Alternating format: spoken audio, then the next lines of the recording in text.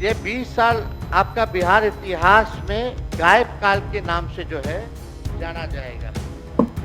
BJP के लोग जो है बार बार जो है टिक्का टिप्पणी करते रहते हैं।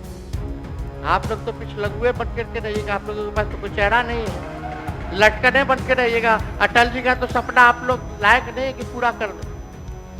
अगर है तो एक बार कभी कभी अकेले अकेले लड़ लिया जाए चुनाव, हम भी अकेले लड़। सदन में तेजस्वी यादव ने भारतीय जनता पार्टी को चैलेंज किया है कि दम है तो अकेले अकेले चुनाव लड़कर देख ले।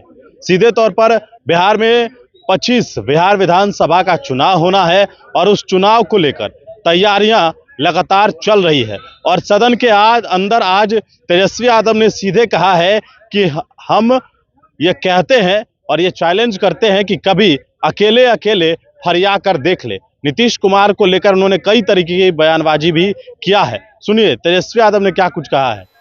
राज्य के सरकारी नौकरी में अनुसूचित जाति की कुल आबादी का सिर्फ 1.13% तथा अत्यंत पिछड़ों का 0.98% जो है 0.98% ही सरकारी नौकरी में, यानी 1% भी नहीं। अति पिछड़ा का सरकारी नौकरी में, मेडिकल एजुकेशन और इंजीनियरिंग छोड़िए, समान स्नातक भी इन वर्गों के बहुत कम है महोदय। और आप एनडीए के लोग अमृत काल सेलिब्रेट कर रहे हैं। किसका अमृत काल है? अगर दम है तो 20 सालों वाले पूजनीय मुख्यमंत्री जी, एक तो उपलब्धि का नाम उप मुख्यमंत्री जी आप लोग बताइए कि एक उपलब्धि आपने किया हो जिसमें बिहार नंबर 1 हो। एक उपलब्धि बताइए जिसमें बिहार नंबर 1 हो। ये 20 साल आपका बिहार इतिहास में गायब काल के नाम से जो है जाना जाएगा।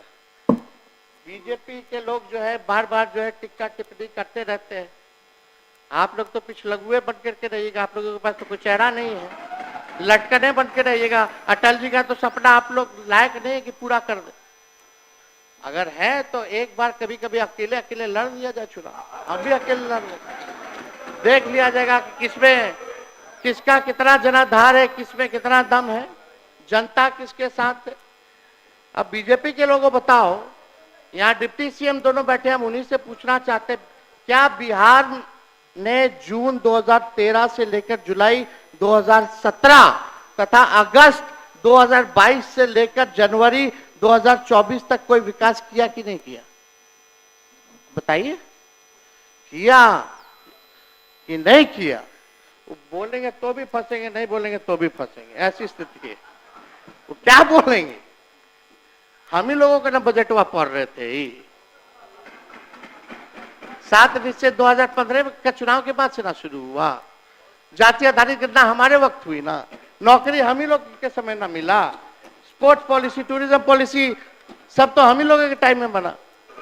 तो काम तो हुआ कि नहीं हुआ बताइए? आप लोग जब विपक्ष में थे तो काम हुआ कि नहीं हुआ? खैर छोड़िए, क्या बोलेंगे ये लोग, बोलने के लिए कुछ है थोड़ी।